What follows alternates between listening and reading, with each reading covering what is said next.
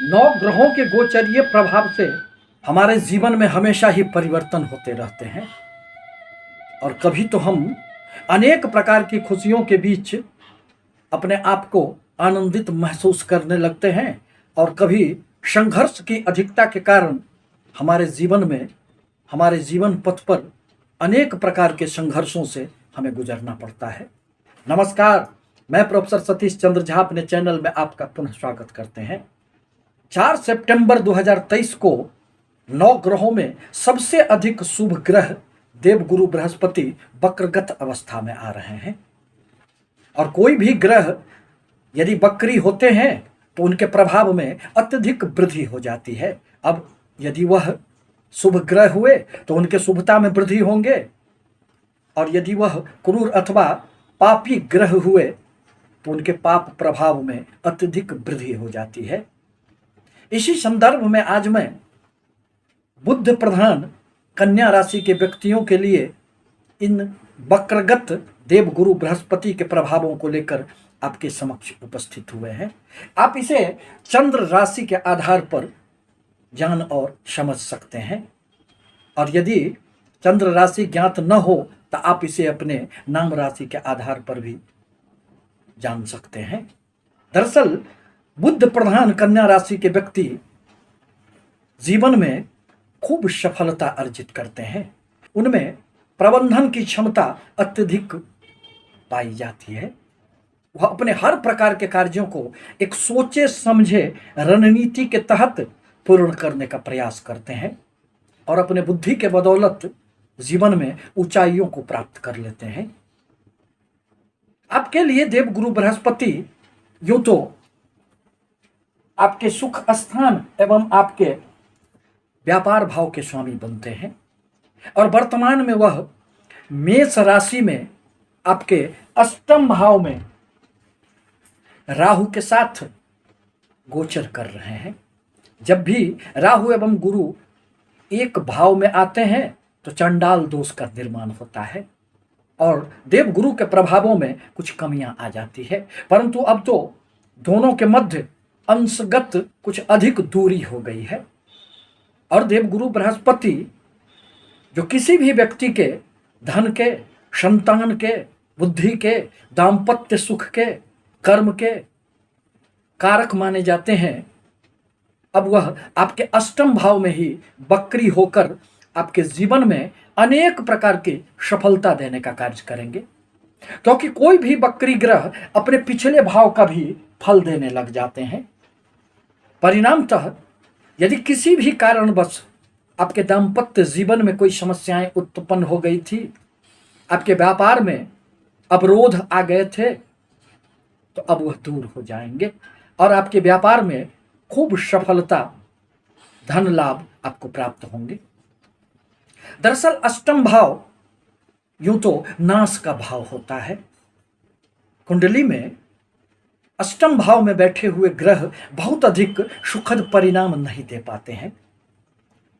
यह व्यक्तियों को धर्म के प्रति, अज्ञात शक्तियों के प्रति आकर्षण पैदा करने का कार्य करते हैं। इस अवधि में आप ज्योतिष शास्त्र, हस्तरेखा विज्ञान, अन्य प्रकार के विज्ञानों की तरफ आकर्षित होंगे। यदि अनुसंधान के क्षेत्र में आप हैं, रिसर्च के क्षेत्र में आप हैं, तब तो आपके लिए यह समय अत्यंत ही सुखद मानी जाएगी। इस अवधि में आपको पैतृक संपत्ति से संबंधित भी निश्चित रूप से कुछ लाभ प्राप्त होंगे, परंतु अपने स्वास्थ्य पर आपको ध्यान रखने की नितांत आवश्यकता पड़ेगी।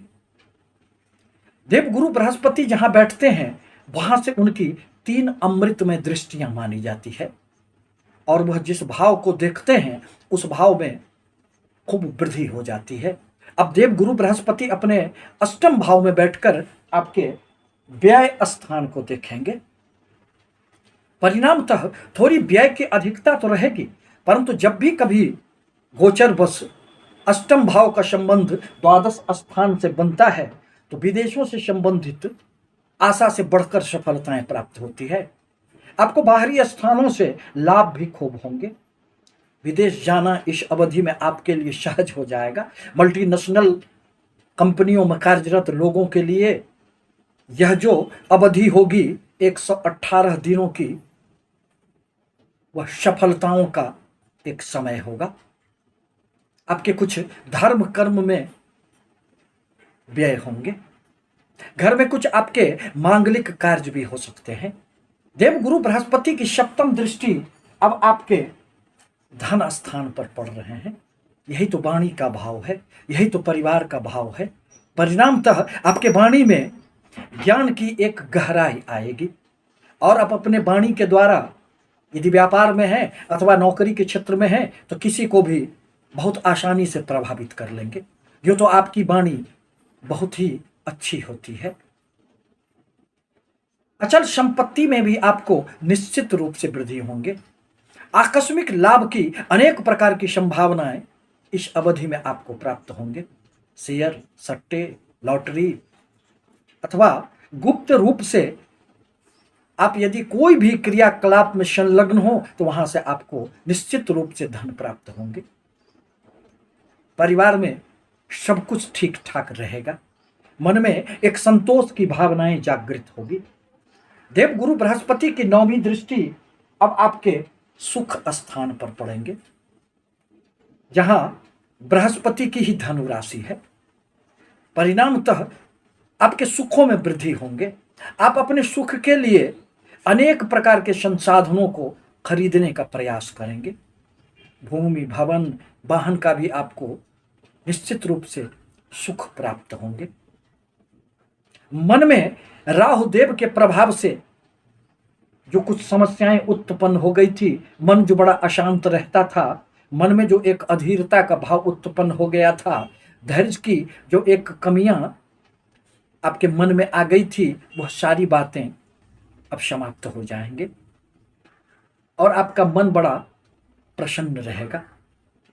समाज में आपको मान सम्मान, यश, प्रतिष्ठा की भी प्राप्ति होगी। जब भी कोई ग्रह वक्री होते हैं तो व्यक्तियों को एक अवसर मिलता है कि वह अपनी पिछली गलतियों में सुधार करे। विस्तार की कोई भी योजनाएं यदि व्यापारिक क्षेत्रों में थी तो उसमें भी आपको अब सफलताएं निश्चित रूप से प्राप्त होंगे। दाम्पत्य जीवन में सुख के कुछ क्षण आएंगे। दरअसल देवगुरु बृहस्पति अभी शुक्र के भरणी नक्षत्र से संचरण कर रहे हैं। परिणामतः वह आपके निश्चित रूप से एसेट में धन संबंधित समस्याओं को दूर करने का प्रयास करेंगे, परंतु इसके लिए आवश्यक है कि आप देवगुरु बृहस्पति के बीज मंत्रों का जाप करें। आपसे निवेदन है कि हमारे चैनल को लाइक करें, सब्सक्राइब करें, ताकि मैं अपने विचारों से आपको अवगत कराता रहूं। धन्यवाद।